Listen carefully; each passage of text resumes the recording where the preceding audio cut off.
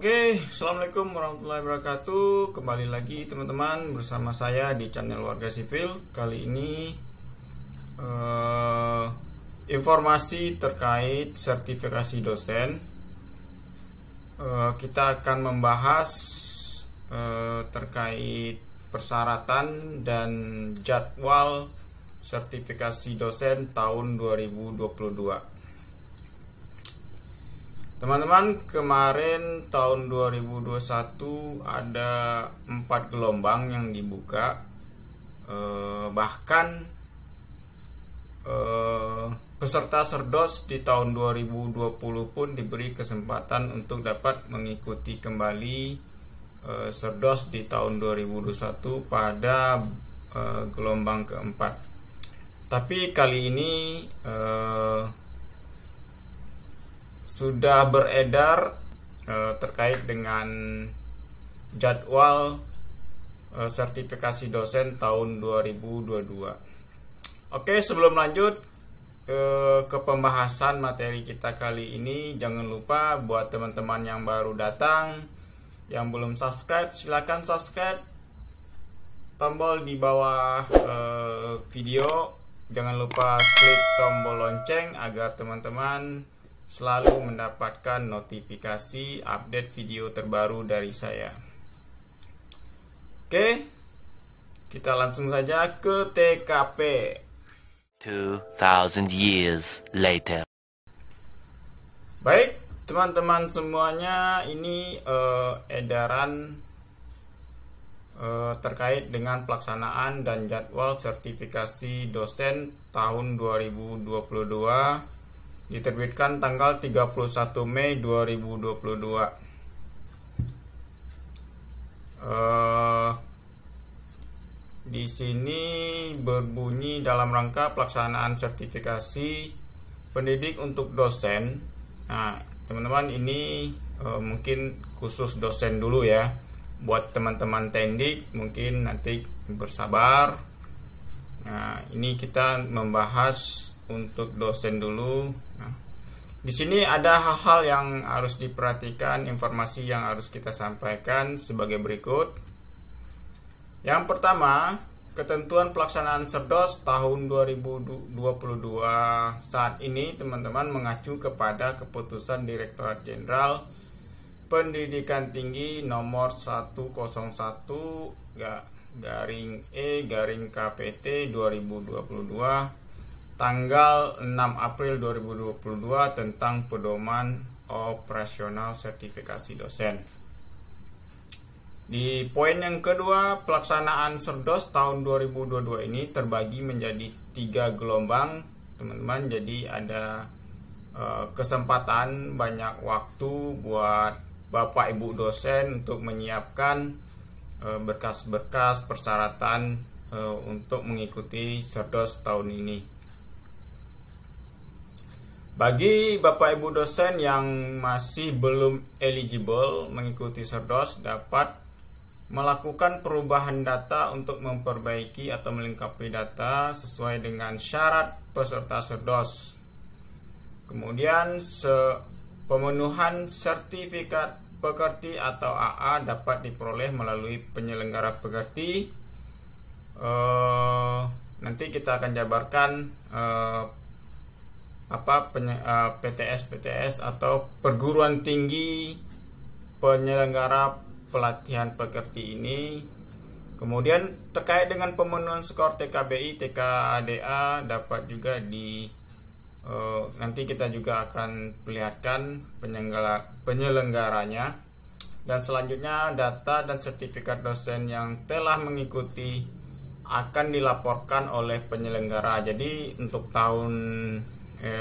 mulai dari tahun 2021 kemarin, Bapak Ibu dosen terkait dengan pekerti AA atau TKBI, TKDA itu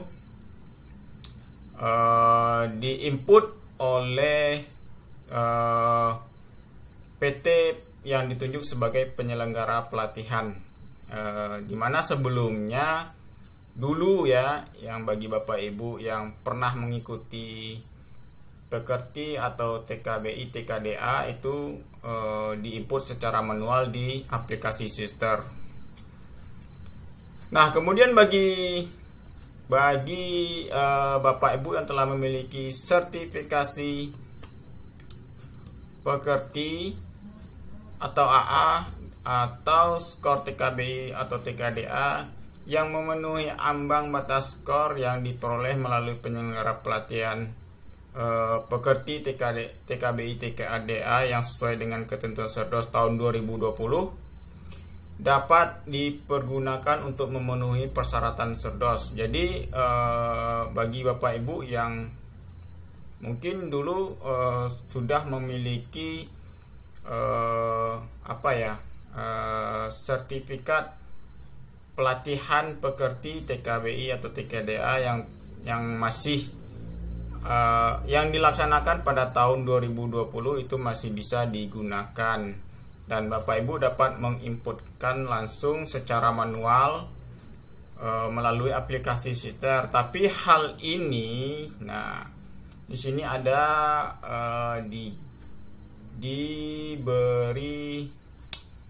ditebalkan ya. Hanya dibatasi hingga tanggal 27 Agustus 2021, dan jika melebihi batas waktu tersebut maka data dan dokumen tidak dapat divalidasi oleh Kemendikbudristek. Jadi Bapak Ibu, penginputan manual itu ada batas waktunya, yaitu 27 Agustus 2021. Kemudian bagi calon dosen yang disertifikasi dapat mengakses layanan Serdos pada aplikasi Sister untuk memperhatikan petunjuk informasi yang terdapat pada layanan Serdos tersebut. Jadi Bapak Ibu, di akun Sister Bapak Ibu itu ada nanti namanya menunya itu layanan Serdos. Silahkan dipantau di situ terkait dengan informasi-informasi yang nantinya akan diinformasikan terkait dengan Serdos tahun 2022 ini. Baik, kemudian panitia sertifikasi dosen di perguruan tinggi pengusul atau PSDPTU dapat mengunggah laporan beban kerja dosen atau BKD 2 tahun terakhir bagi calon dosen Serdos. Ini artinya Bapak Ibu diminta untuk menyiapkan laporan BKD 2 tahun terakhir. 2 tahun terakhir dalam artian misalnya saat ini Bapak Ibu tengah berlangsung semester genap 2021-2022 ya. Jadi itu belum selesai. Nah, perhitungannya seperti apa? Jadi 2 tahun itu dihitung dari semester ganjil 21-22, kemudian semester genap 2021, semester ganjil 2021, dan semester genap 19-20. Jadi ada 4, karena semester genap 21-22 belum selesai, jadi dihitung mulai ganjil 21-22 gitu. Hitungnya seperti itu. Jadi kayak kita akreditasi ada TS-nya gitu ya. TS yang terhitung itu adalah semester yang sudah selesai. Nah, dan nanti jika Bapak Ibu tidak bisa mengikuti Serdos di gelombang pertama, kan nanti kan ya semester genap ini akan berakhir. Nah, ada pelaporan genap. Jika pelaporan genap itu sudah selesai, berarti Bapak Ibu harus melaporkan BKD 2 tahunnya termasuk genap, terhitungnya genap gitu. Genap 21-22, ganjil 21-22, genap 20-21, dan ganjil 20-21. Jadi cara perhitungannya seperti itu Bapak Ibu. Nah, data ini jika terjadi perbedaan dari aplikasi Sister dan dengan Sister Kemendikbudristek, maka data yang akan diambil adalah mengacu pada data Sister Kemendikbudristek. Oke, kita bahas pertama yaitu ketentuan pelaksanaan Serdos tahun 2022 itu mengacu pada Keputusan Direktur Jenderal Pendidikan Tinggi, Riset dan Teknologi Kemendikbudristek nomor 10 tentang PO sertifikasi pendidik dosen atau PO Serdos gitu kan ya. Bunyinya apa Bapak Ibu? Di bab kedua poin D dibunyikan persyaratan peserta Serdos itu adalah sebagai berikut. Bapak Ibu sudah harus memiliki NIDN untuk dosen tetap atau memiliki NIDK untuk dokter pendidik klinis, atau Bapak Ibu memiliki NIDK untuk dosen paruh waktu. Dosen paruh waktu ini adalah dosen dengan perjanjian kerja ya. Misalnya ada PNS yang dipekerjakan di PTS gitu dengan perjanjian kerja, maka bisa diikutsertakan untuk mengikuti sertifikat dosen ini sejauh melengkapi persyaratan yang diminta. Kemudian memiliki jabatan fungsional sekurang-kurangnya asisten ahli. Jadi Bapak Ibu sudah harus memiliki jabatan fungsional. Jabatan fungsional ini bisa Bapak Ibu proses ketika Bapak Ibu sudah mengabdi sebagai dosen 1 tahun sejak TMDD pengangkatan sebagai dosen gitu. Kemudian memilih pangkat dan golongan atau golongan ruang atau invasing bagi dosen non ASN. Jadi Bapak Ibu ketika Bapak Ibu sudah memiliki jabatan fungsional asisten ahli, silahkan Bapak Ibu memproses data-data atau persyaratan-persyaratan untuk mengajukan invasing. Jadi ini karena ini juga menjadi bagian dari persyaratan tersebut. Kemudian memiliki masa kerja sebagai dosen sekurang-kurangnya 2 tahun secara berturut-turut terhitung mulai tanggal pengangkatan pertama dalam jabatan fungsional. Artinya apa Bapak Ibu? Misal gini Bapak Ibu, jabatan fungsional asisten ahlinya itu keluar diterbitkan SK-nya di tahun berapa gitu. Tapi sebenarnya ini Bapak Ibu tidak perlu pusing ya. Ketika Bapak Ibu sudah memiliki jabatan fungsional asisten ahli, Bapak Ibu tinggal mengupdate-nya ke aplikasi Sister di akun Sister Bapak Ibu masing-masing. Nanti secara otomatis sistem akan mengakumulasi berapa tahun Bapak Ibu sudah menjabat masa kerjanya sebagai dosen sejak jabatan fungsional itu dilaporkan gitu.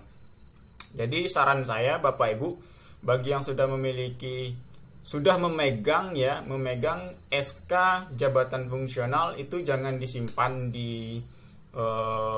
jangan hanya disimpan di lemari atau softnya disimpan di laptop atau hard disk, tapi sebaiknya langsung diupdate Bapak Ibu, langsung diupdate di akun sisternya Bapak Ibu, karena itu akan menjadi acuan untuk Bapak Ibu bisa menjadi masuk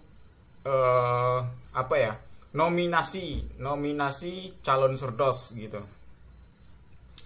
Dan kemudian memenuhi beban kerja atau BKD 2 tahun secara berturut-turut. Nah, yang seperti tadi kita sudah bahas. Jika Bapak Ibu masih kurang mengerti, silahkan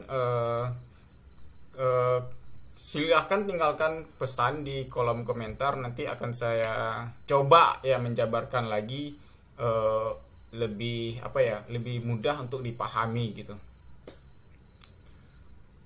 Dan kemudian memenuhi ambang batas atau passing grade tes kemampuan dasar akademik atau TKDA dari lembaga yang diakui Kemendikbudristek. Jadi ada lembaga yang sudah ditunjuk untuk melakukan tes TKDA ini, dan kemudian juga untuk TKBI dan Pekerti ini nanti saya akan coba perlihatkan kepada Bapak Ibu PTS mana saja yang ditunjuk sebagai PTS penyelenggara untuk pelatihan ini. Oke, kemudian kita masuk ke gelombang atau jadwal jadwal Serdos di gelombang pertama. Bapak Ibu, untuk tahap 1 di gelombang pertama, penarikan data eligible itu sudah harus masuk tanggal 16 Juni bulan ini ya. Jadi Bapak Ibu yang masih belum datanya belum valid, BKD, laporan BKD yang 2 tahun masih belum di-upload, silahkan sejak hari ini Bapak Ibu silahkan dilengkapi datanya. Kemudian untuk laporan BKD itu Bapak Ibu serahkan kepada admin PSDPTU untuk diupload di akun sister admin.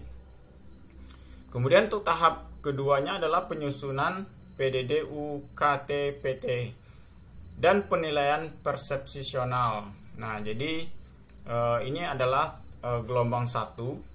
Bapak Ibu bisa lihat nanti akan berakhir di di bulan Agustus. Kemudian kita masuk di gelombang kedua. Nah, Bapak Ibu yang belum berkesempatan untuk mengikuti Serdos di gelombang pertama, di sini ada gelombang kedua yang akan dilaksanakan di bulan Agustus 2022. Jadi ada renggang waktu yang cukup lama ya untuk Bapak Ibu menyiapkan berkas-berkas atau data-data kelengkapan untuk persyaratan. Kemudian ini yang terakhir, gelombang yang ketiga adalah di bulan September. Jadi sekarang Juni, Juli, Agustus, September, ada sekitar 3 bulan waktu untuk Bapak Ibu melengkapi persyaratan-persyaratan tersebut. Jadi waktunya cukup lama ya. Dan saya harap di gelombang pertama ini Bapak Ibu bisa mengikutinya. Oke. Nah, di poin ketiga, bagi Bapak Ibu dosen yang masih belum eligible mengikuti Serdos dapat melakukan perubahan data. Perubahan data di sini Bapak Ibu bisa cek di akun dosen Bapak Ibu masing-masing. Di sini nanti silakan pilih menu layanan Serdos. Kalau di Bapak Ibu ingin tahu, nah silakan masuk di layanan Serdos itu. Nah, ada bagian-bagian yang diwarnai merah oleh sistem, berarti itu adalah dokumen-dokumen yang harus Bapak Ibu lengkapi. Seperti syarat BKD itu tidak memenuhi, artinya adalah Bapak Ibu belum mengupload atau belum melaporkan BKD 2 tahun kepada admin PSDPTU untuk di-upload di sister. Kemudian untuk TKDA sepertinya kalau masih merah berarti Bapak Ibu belum memiliki tes TKDA yang dilakukan di PTS penyelenggara. Juga begitu juga dengan TKBI, dan jika Bapak Ibu sudah memiliki pekerti, nanti di sini akan tertera pekerti dan PTS penyelenggaranya. Oke, Bapak Ibu, jadi di sini ada nanti di laman akun admin itu PSDPTU itu nanti ada seperti ini. Nah, untuk mengupload BKD 2 tahun itu nanti akan dilakukan oleh admin di sini. Nah, ini bagian yang merah, warna merah, rada pink ya, pink. Nah, ini berarti belum lengkap, dan jika sudah hijau berarti sudah lengkap. Dan Bapak Ibu masih belum eligible statusnya, tapi sudah masuk nominasi, tapi belum eligible. Kenapa? Karena masih ada yang masih kurang di sini. Silakan untuk dilengkapi terlebih dahulu agar Bapak Ibu menjadi eligible dan bisa diajukan oleh perguruan tinggi sebagai peserta Serdos tahun 2022. Nah, kemudian Bapak Ibu, ini daftar-daftar perguruan tinggi penyelenggara yang ditunjuk. Ada sekitar ini penyelenggara pekerti atau AA, ada sekitar 57 perguruan tinggi. Bapak Ibu bisa lihat Di sini ada Institut Teknologi 10 November, Institut Seni Indonesia Denpasar dan lain sebagainya. Bapak Ibu bisa lihat. Ini saya perlambat agar Bapak Ibu bisa membacanya. Nah, ini. Kemudian di bagian berikutnya. Nah, itu. Oke, jelas ya Bapak Ibu. Kemudian untuk daftar perguruan tinggi atau lembaga penyelenggara TKBI atau TKDA, Bapak Ibu juga bisa lihat di sini. Oke, jelas ya, cukup jelas ya. Oke, nah, oke Bapak Ibu, nah itu ya.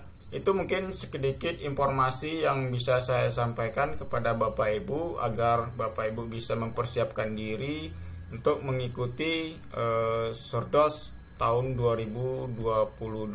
Jika ada yang perlu ditanyakan, silakan tinggalkan pesan di kolom komentar. Nanti akan saya coba jawab setiap pertanyaan-pertanyaan yang Bapak Ibu ajukan. Oke, terima kasih. Itu aja dari saya. Terima kasih atas dukungannya atas 1000 subscriber pertama dari saya. Terima kasih banyak atas dukungan Bapak Ibu. Terus dukung channel ini agar terus bisa memberi banyak berbagi banyak informasi kepada Bapak Ibu, teman-teman Tendik, dan juga siapa saja yang merasa terbantu dengan channel saya ini. Oke, terima kasih. Bila taufiq wal hidayah. Assalamualaikum warahmatullahi wabarakatuh.